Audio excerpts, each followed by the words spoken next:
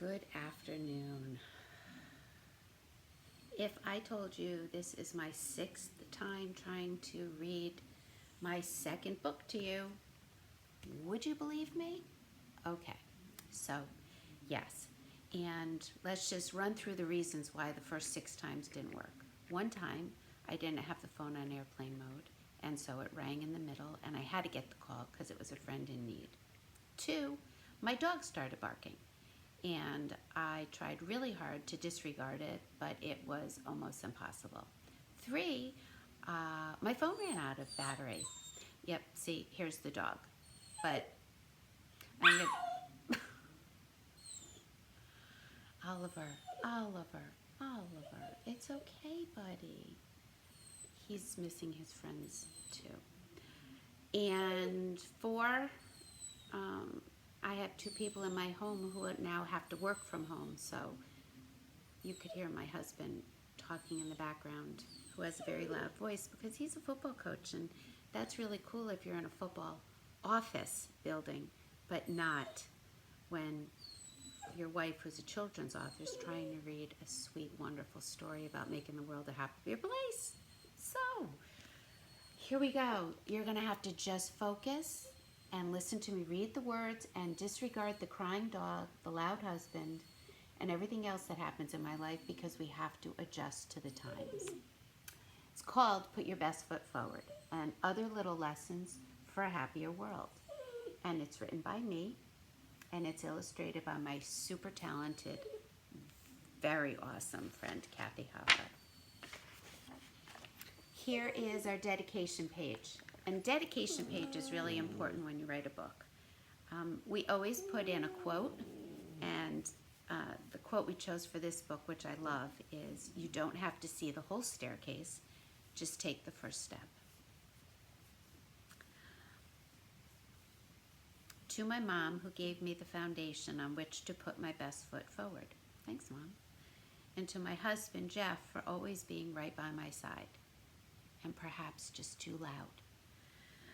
To my parents, who always supported and were wonderful even when I wanted to go to art school, and that's Kathy's. And I'm even grateful to them, because if they didn't support her, then I would have words on paper and not books with art. Right, Oliver? Right? Yeah, exactly. So, here we go. Hey, you should also know that when I wrote this book, and you know I'm an author who writes about her emotions, this book I wrote after we did a lot of moving. I think moving is hard. I think it gives me anxiety. It makes me sad, but it's also exciting. And so a lot of the lessons in this book are about change. I'm not the biggest fan of change, but I'm learning. Here we go. The sun taught me to look forward to each new day. And since this is our second book, and Kathy put her girls in the first book, she said, hey, let's put your kids in the second. I was like, sure. So that's her daughter, Maddie, looking out at I think it's a sunrise, which, of course, we all need to be grateful for, that the sun comes up every day. Ducks taught me that it helps to look beneath the surface. And of course, remember that we always pick shapes. And this shape is the shape of an oval because, well, eggs are ovals. I'm sure you can understand why we picked a star shape for this lesson. Apples taught me that there is a star within each of us. And if you take an apple and you sit it on its bottom and you cut it right across the center or the horizon or the belly, and you take off the top half, there are 2 stars looking out at you. And of course, once you've cut it, you can dip it in honey, my fave, or peanut butter if you have no nut allergies. You can also paint them and use them as stamps, and then wash them off and throw them out for the birds. And you can also pop out the seeds, and you can plant them and hope for your own apple tree one day. Lions taught me the power of my roar. And this art is just worth looking at for a moment.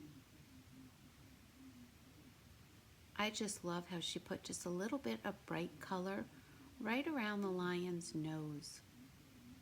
It's amazing how little bits of color change the whole picture. Kathy draws with chalk on gray paper. You should give that a shot. Puddles taught me that you have to take chances. And you'll see that boy is super excited to be jumping over that puddle. I mean, look at that smile on his face. And then if you look over to the spot drawing, which is what Kathy calls these, you'll see that perhaps maybe he didn't make it. Or did he? It's kind of a rainy day here today, so I think when I go out and work in the garden, and I will, because it's my happy place, and I can still, I think I'm going to wear my rain boots. Bunnies taught me the importance of listening. And you see, she, of course, is sitting outside in the snow while her baby bunnies are in the burrow. This was Kathy's favorite piece of art. She said she used very little color, but it was so beautiful to her, and it really is amazing. See, I go to schools all the time, but I don't often see her pictures anymore. So thank you for letting me read to you, because now I get to see the pictures. Trees taught me to stand tall and proud. I am the biggest tree lover in the world. I suggest getting outside, laying on your back, and just staring up at the trees. They're magical. Sit at your bedroom window and look outside and look at how differently they are. I think when we're done reading, I'm going to take Oliver outside so he can look at the trees. Right, Oliver? Come here, buddy. Come here. Let's just sit. Just sit. Be comfortable. Let's try this for a bit, shall we? Eagles taught me to spread my wings and soar. And that's a house that I used to live in. And that's a house that Kathy and her family used to live in. And then if you look right there, that white dot, that was a dog we used to have. His name was Bentley. Sandcastles taught me that my world is always changing. Our world is always changing. That is a picture of Jake, and he is wearing a blue and orange baseball cap.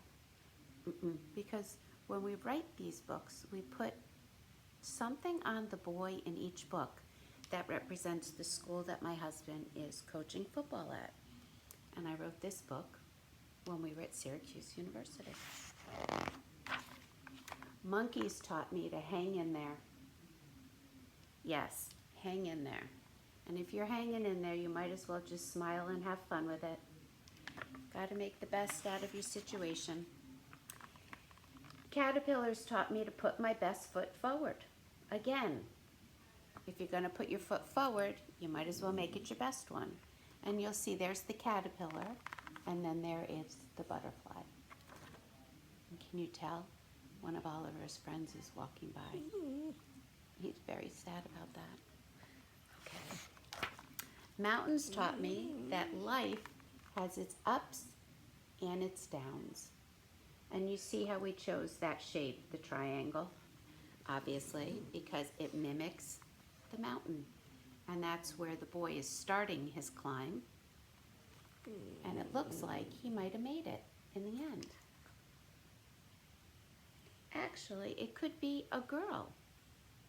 I think Kathy drew it so it could be either a boy or a girl. She's so smart. The moon taught me that there is almost always a bright side. And there's a girl sitting in her car at night with her seatbelt on, looking up at the moon and the stars, which, if you need to do something scientific, here is my suggestion for the day. Tonight, when it gets dark, if it's clear, grab a blanket, dress accordingly, depending on where you're watching this video from, and look up at the sky. It is remarkable, and just maybe you'll find a shooting star. Snails taught me that home is where your heart is.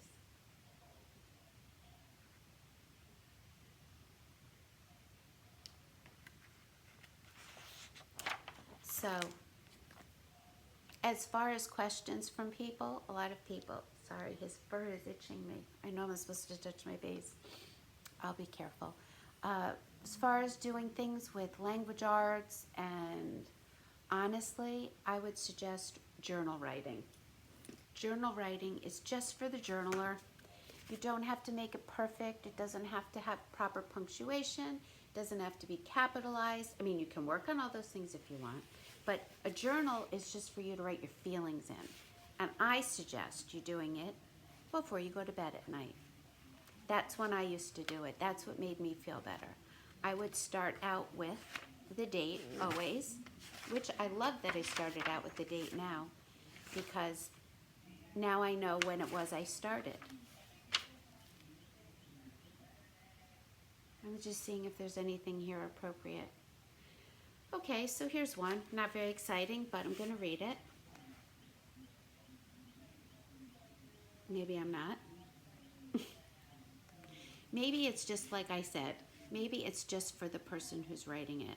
So let's just say you're feeling kind of anxious. You just say, I would say, Dear Allison, today was a weird day. I feel kind of uncomfortable in my stomach. Maybe it's because I haven't seen my friends in a while, but I really had fun hanging out in my pajamas all day. Love, Allison. The next day, March 17th, 2020. Dear Allison, Dear Diary, Dear Journal, hey you, whatever you want. Today was awesome. It was rainy and we put rain boots on, and I collected 29 earthworms and put them in the compost pile, period. Love, Allison. Well, guess what? I love earthworms. I don't love touching them, but if someone wanted to collect them and put them in my compost pile, I'd be really grateful. So I suggest keep a journal. Journal your feelings, journal what you're doing. This is a time to remember, because it will pass too. As my friend Mo's mom said, this too shall pass. So keep the questions coming. I will get better at videoing. Thank you for your time, and remember, put your best foot forward. Right, Oliver? Oliver, say goodbye to our friends. You want to go outside? You want to go for a walk? Yeah? You want to go for a walk? Okay, let's go. Bye-bye.